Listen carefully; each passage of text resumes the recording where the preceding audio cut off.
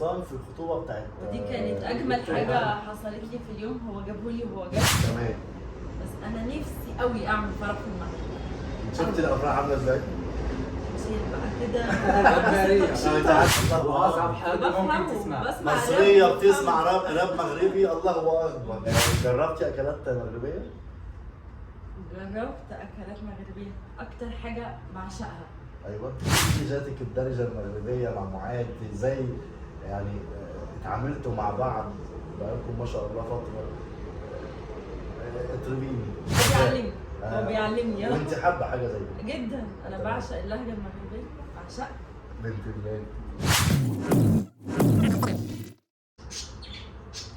3 2 1. هو مسخوط والثانيه مسخوط، لكن مرضيين الوالدين. اخباركم ايه؟ كله تمام؟ اول مره يعني دايما بسمع ان في مصريين او في مصري متجوز مغربيه، لكن كنت بسمع ان في واحد او اتنين مغاربه، هو في نسبه، لكن انا عمري ما اتقابلت معاهم ان في مغربي يتجوز مصريه. بتكون بالنسبه لي انا غريبه، بس عادي ده نصيب. كاينه ولا لا؟ كاينه وباينه. ما تيجي اعرفكم بمعاذ ومنى. معاذ ولد بلادي مغربي، ومنى بنت بلادي مصريه. لا استنى، انا هاجي اقعد بقى ونتكلم. تعالوا اعرفكم. عشير يا صاحبي، اول مره اشوفه، اول مره اعرفه نورني. هو ابن بلدي المغربي معاذ، بنت بلدي المصريه منى. انا اللي عرفته على معاذ ان هو من مدينه اسفي. ايوه. تحياتي لاهل اسفي، وهدي تحيه برضو لصديقتي العزيزه جليله، ممثله هي بنت اسفي. وفي بالذات دي الناس يعني. طبعا انت فاهمه صح؟ طبعا فاهم صح؟ انا لسه هخش لك دلوقتي تقولي لي بس. ما تعرفني بمعاذ سريعا كده عشان الناس تبقى فاهمه، هي قاعده يعني عايزه تعرف، اكيد عندكم معلومات يعني. فمثلا معاذ بيشتغل ايه؟ معاذ خلاص عرفنا ان هو ولد مدينه اسفي. بقالك فتره هنا في مصر. ايوه. عملت ايه؟ جيت مثلا تعمل ايه في مصر؟ شوف، انا كما قلت لك من اسيا. تمام. ولكن سكنت بزاف المدن في المغرب، منهم مكناس، مراكش، قنيطره، العيون، الصويره. العيون عينيه. فانا اخر مره جيت من مراكش. من مراكش يعني انت جاي من مراكش على هنا؟ انا جيت هنا كما كيقولوا باغي ندير عصفورين بحجر واحد. ولع الدنيا. انا جيت باش نشوف مصر. طبيعي انه اي واحد في المغرب باغي يجي يشوف مصر. بلد جميله وبلد السياحه. جيت اشوف نفس الوقت من يعني هو ضرب عصفورين بحجر، قال لي اجي اتفسح واخطب بنت ام الدنيا واتكل على الله. هتخطب ولا تتجوز بس؟ هتخطب بس. عملنا الخطوبه وبنفكر دلوقتي فين هنعمل الفرح. انا ان شاء الله نعمل فرح هنا ونعمل هناك. انا اللي جاي متاخر معلش. طيب من يعني انت كترت معايا يا صاحبي، بلغت شويه بقى نشوف بنت بلاد يعني حشومه. حشومه يعني. كي جاتك الدرجه المغربيه مع معاذ ازاي يعني اتعاملتوا مع بعض بقالكم ما شاء الله فتره؟ اطربيني. كلمي مصري ما تتكسفيش. انت بتعرفي تفهمي مغربي؟ انا بفهم المغربي كويس. وبتعرفي تتكلميه بقى دلوقتي ولا؟ مش قوي يعني، انا شويه كده بعرف اسير في الكلام، بس ان انا اتكلم جمله لوحدي كبيره لسه شويه. هو بيعلمني. وانت حابه حاجه زي كده؟ جدا، انا بعشق اللهجه المغربيه، بعشقها. بنت الله. بالنسبه لي من احلى اللهجات، بحب اسمعها. احنا دايما زمان كانوا نسمع مثلا مغربي او تونسي او جزائري، تحس ان احنا عشان احنا ما كانش عندنا اراده ان احنا نفهم او لانها صعبه كنا نريح دماغنا. لكن دلوقتي ما شاء الله يعني كدرجه مغربيه كمطبخ مغربي بدا ينتشر عندنا هنا في مصر. فالحمد لله، وانا بالنسبه لي بدات اعمل اللي عليا والحمد لله لحد ما بدات اوصل على قد ما بقدر. قول لي. دي تسمع راب مغربي.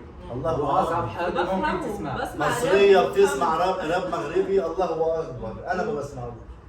لا بسمعه كتير. انا اعرف مثلا اللي بيغنوا راب في المغرب، لكن ان انا اسمعه. انا دلوقتي بقيت بسمع مغربي اكتر من مصري خلاص، عشان من ودني بقى تتعود على الاغاني. ده بجد الكلام. ولا راب ولا اغاني لا عادي؟ اغاني بقى كله. طب كل زي الأغاني. مين؟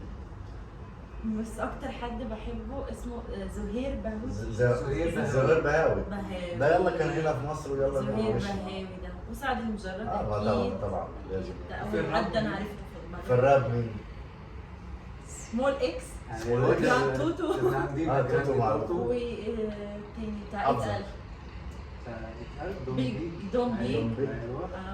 وايه تاني؟ ده كتير. كويز وان اسمه ايه؟ كوزان. ده كوزان. تركي؟ لا لا. مغربي اللي هو فراشة وسط ورود مش عارف بيقول ازاي. انا مش أيوة. ما عنديش مع الراب واسمعوا انت يا اموره. دي سماها انت يا امور. لا انت كنت عارف. ممكن تكون هاجر بتغنيها للناس عشان تنام، ايوه لكن انا معروف. لا اغنية حلوة. طيب هنرجع تاني لبعض. تمام. انت انا ما عرفتش انت بتشتغلي ايه؟ بتشتغلي ايه؟ محاميه. محامية؟ ربنا يستر عليك، طلعت محامية يا جدعان. محاميه. طب يعني خلي بالك، لا لو عوزت محامي معاك اخوك موجود. ما تفتكرش عشان هي بنت بلاد يعني. لا انا معاها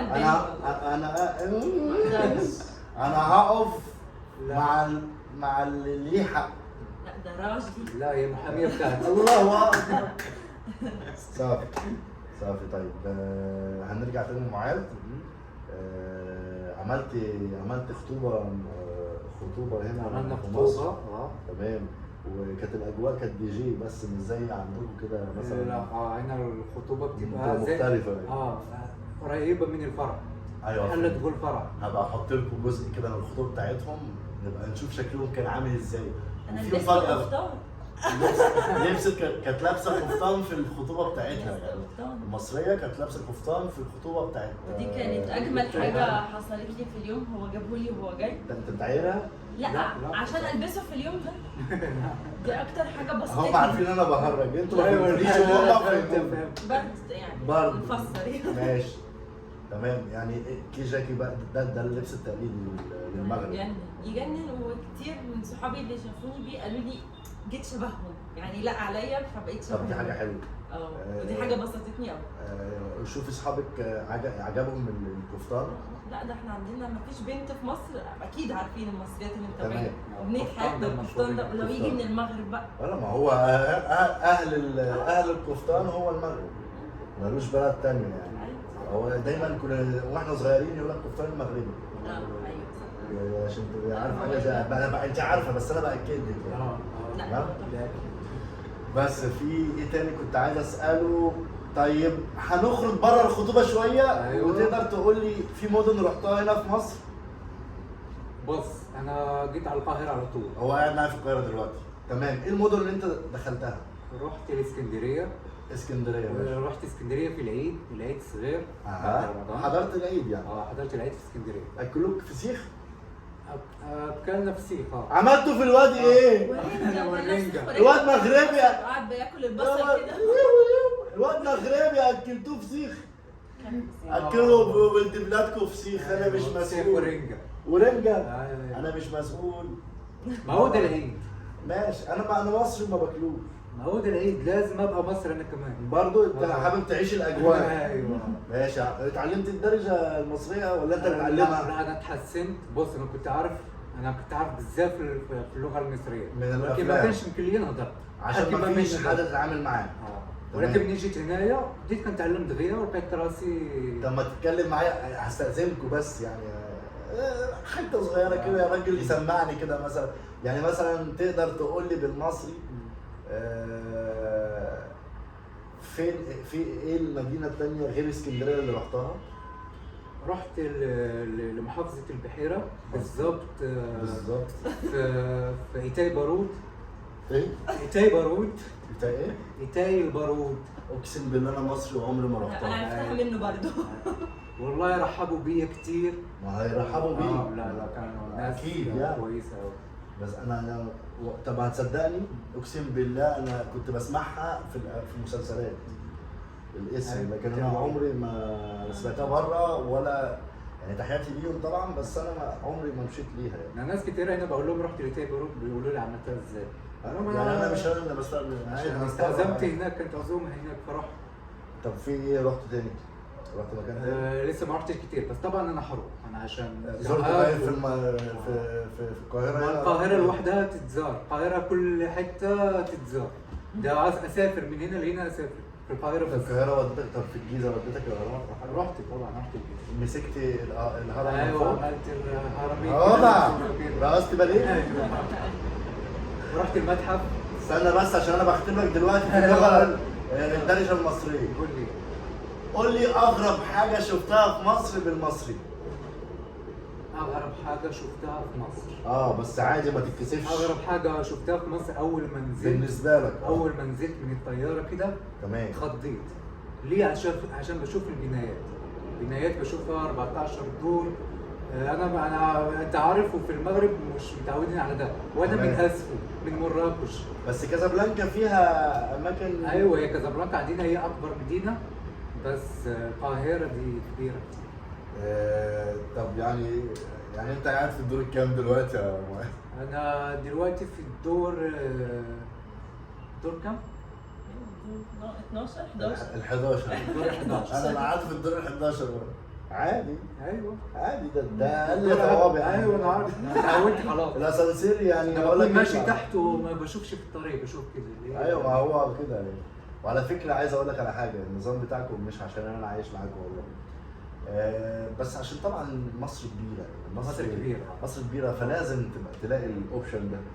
المغرب ما شاء الله عليه كبير، بس في مساحات اللي هو احنا مثلا هنقول احنا بالطول مثلا، انتوا بالعرض.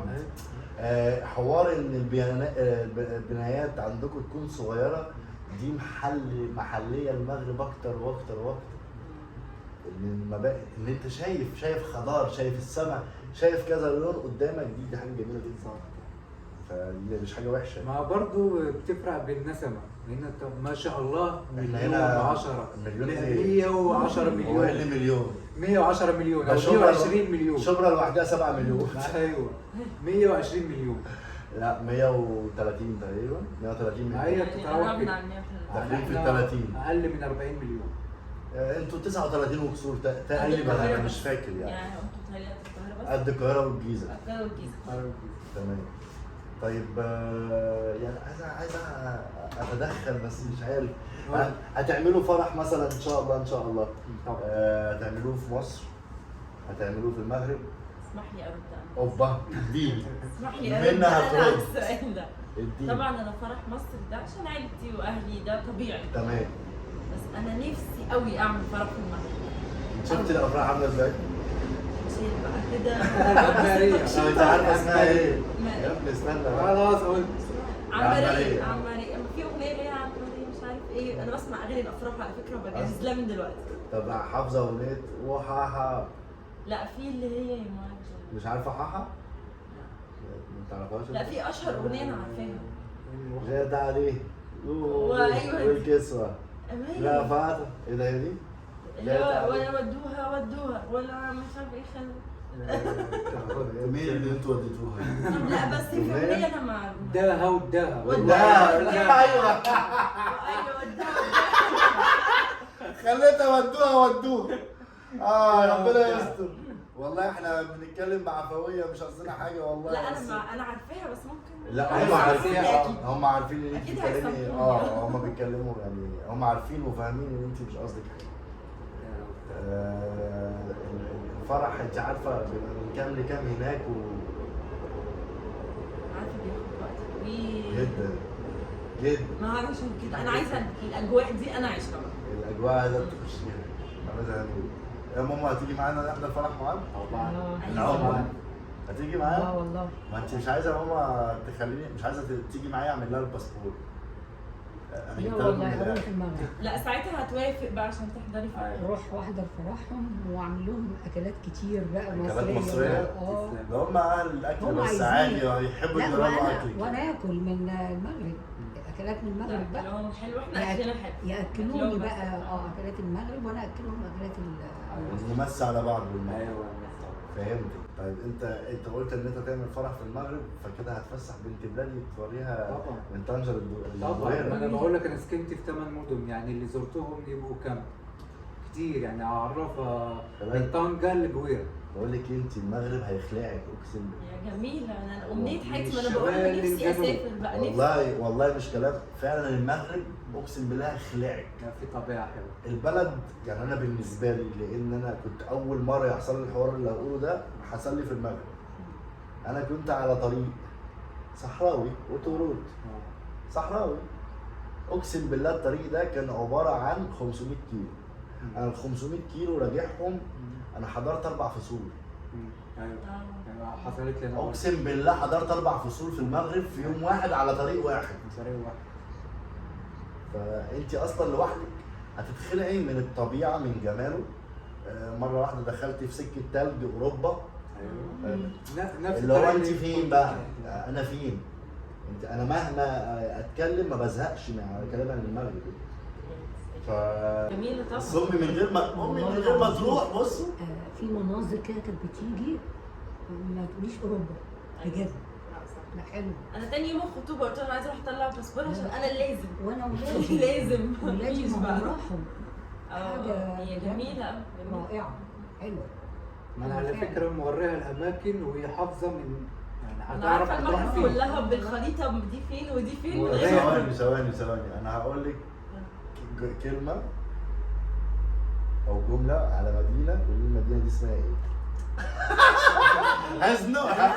هو ليفل طب بس ممكن نجرب يمكن. وهجيب لك حاجه موجوده دلوقتي وسهله وبسيطه، بس هي الفكره ان انت تفتكري اسم المدينه. طب يلا يلا طيب مدينه ماشي. نفس اللون اللي انت لابساها.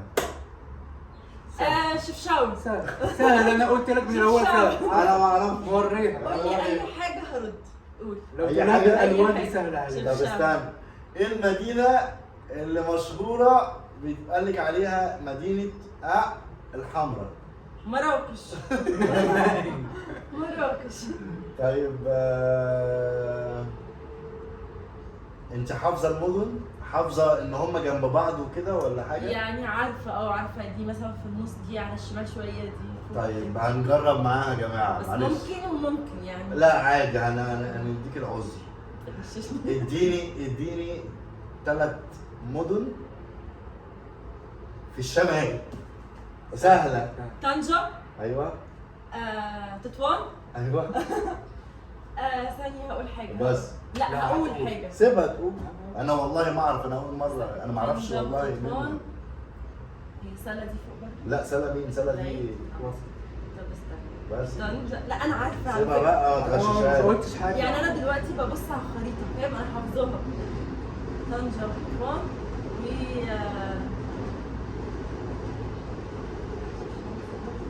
ننجز عشان الناس شفشاون. محسوبه من لا. الشمال. محسوبة من الشمال. لا شفشاون ما بين الشمال وما بين بس الشرق. محسوبة على الشمال. لا مين قال لك كده؟ محسوبه على الشمال. محسوبة على الشمال. بيتكلموا محسوبة على الشمال أنا في كسبت. الخريطة. أنا كسبت. خريطة برضه عشان بيتكلموا شمالي. انا مش هجازف. أنا كسبت. ثاني بس انا مش هجازف.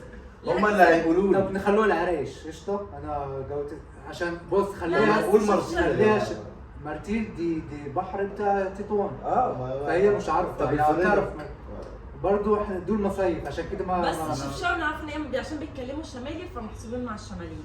يعني انت توب يعني؟ طب تعالوا أنا جاوبت صح. تعالوا نسألها سؤال كنا سألناه قبل كده في فيديو.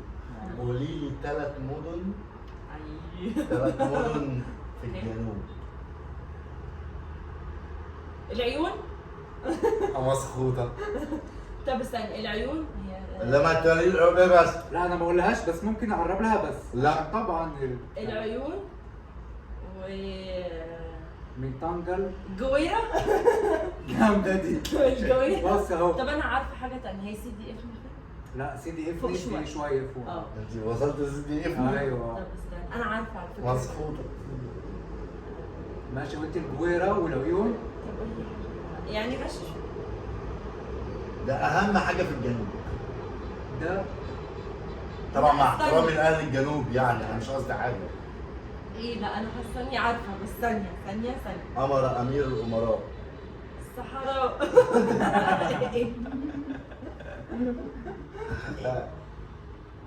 الدخلة. هي عارفاها بس إيه؟ راحت داخله. الدخلة انا ساعتها النخلة. لا الداخله عشان هي عارفاها لا، بس هو راحت عشان لها عندنا من بتهيألي هنا في الواحات في دخلة. الدخلة، فهو كان طب انتي بيحفظوني. تعرفي مدن مشهورة بحاجة؟ تعرفي يعني تعرفي مثلا مدينة اسيو مشهورة بس بايه؟ مشهوره بايه؟ اكتر حاجة عشان انا كنت بشتغل في حاجة ليها علاقة بيها الفوسفات. الفوسفات دي ده بجد. مكتب الشريف انا معروفه للفوسفات. بالفوسفات. عشان كنت ماشي. بشتغل في المجال ده، فانا عارفة المغرب متميزة في ايه يعني في الحتة دي. ماشي بس الصناعي فخار. فخار. فخار والله. ايوه والسمك هو اه ده السمك ده كده. مش بعمل لكم لا ده كفتة السمك ده سردين. كده كده. انت بتعمل لهم اكل؟ كفتة سردين. إيه اي الأكل؟ حد بقولها له هنا بيجي له لاج اللي هي يعني ايه طب كفتة استنى سردين؟ طيب استنى ناخدها سريعا كده. ايه الاكلات اللي انت حبيتها في مصر؟ هو الاكل المصري حلو كتير واللي حبيته انت أكتر اكيل فكك انت أيوة، أنا أكيل. أكيل. ما شاء الله عليه الله اكبر يعني. فالمحشي ورق عنب ده تحفه. ده السوشي المصري. ايه؟ السوشي المصري. ده الناس هتطلع تشتمنا دلوقتي كمل. في ناس كتير ما تحبوش بس عادي كمل. انا بحب ورق انا العنب؟ بتكلم عن نفسي ورق ده عنب. ده عيش. انا بتكلم عن نفسي. انا باخد معايا سيلفي لما امي بتعمله اصلا. ايوه لا أيوة. ورق عنب هو كل المحاشي حلوه بس ورق عنب ليه حموضه حلوه مش عارف ازاي. الليمون والكمون. ايوه وايه تاني يا صاحبي؟ الملوخيه. الملوخيه في ناس برضه بتحبها وناس أيوة. لا. في ناس ال بيفتكروها انت وانت في المغرب قبل ما تشوف الملوخيه او تجربها. ايوه هي كنت بتحس ان هي هي حلوه. كرؤيه هي كرؤيه انت مش هتعرفها ازاي بس الواحد لما يتذوقها هيحسها. طبعا واحد من رؤيه مش عارف الحاجه مذاقها ازاي ممكن يقول اي حاجه من دماغه. عادي في ناس جربوها ما حبوهاش. انا بالنسبه لي الاكل مذاق او اكل دي حريه شخصيه يعني بتحب يا ما تحبش عادي. بس مش لازم اجبرك ان انت تعمل حاجه. طيب منى اللي عرفته ان معاذ بيعرف يعمل اكل. جربتي اكلات مغربيه؟ جربت اكلات مغربيه. اكتر حاجه بعشقها ايوه الحريره. الحريره. الحريره شربتها في رمضان؟ ايوه افطرنا في رمضان بالحريره ومسمن ومسمن وبريوات وشباكيه وكويس ديالات. هو انت كل ده عملته لهم؟ انا عزمتها لا عزم. لا اقول لك اللي هو مغربي. عمله بقى لو هندخل على مغربي. ما تقوليش في المنسيه. ايوه ماشي ايوه ماشي. تحياتي للمطعم ده اللي انا لسه ما رحتوش وهروح لكم. انا هروح لكم ده قريب. تحفه ده تحفه. لا انا هروح لكم. بس هو بيعمل اكل بقى كتير. بيعمل بصوا الحاجات اللي كانت غريبه علينا من الحاجات اللي عملها كفته السردين.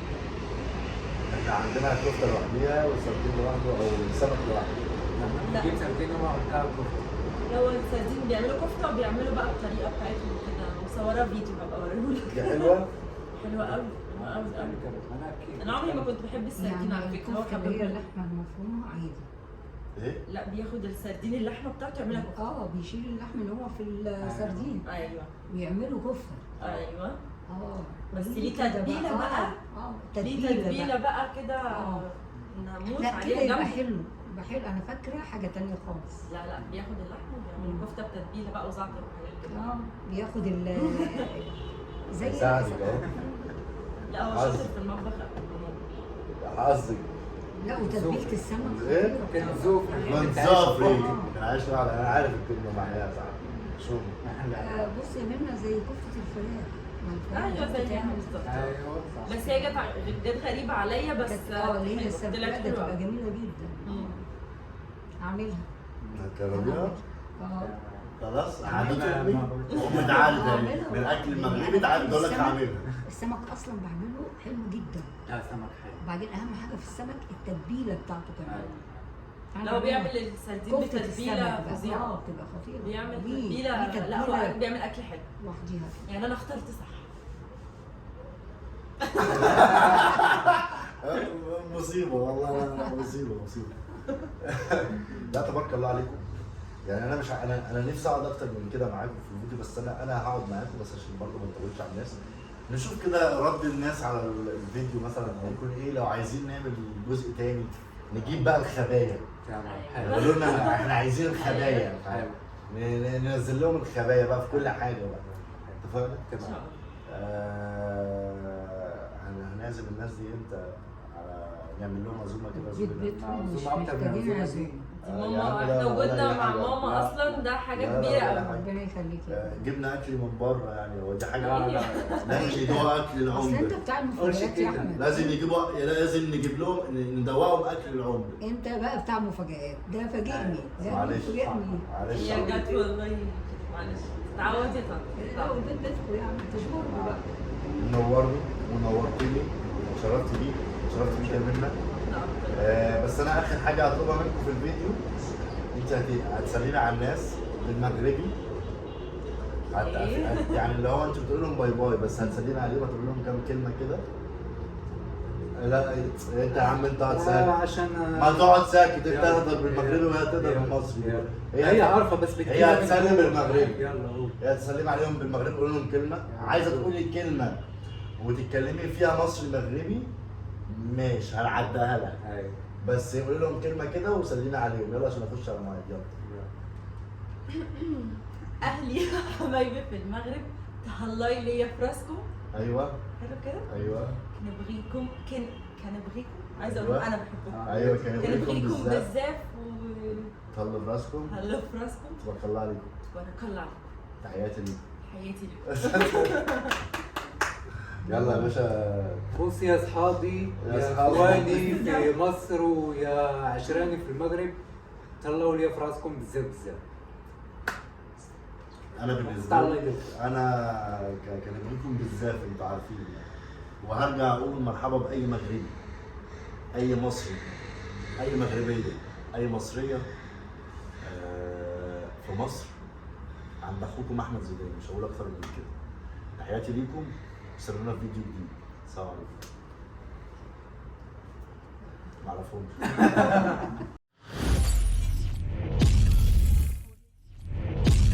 Ahmed Zidan.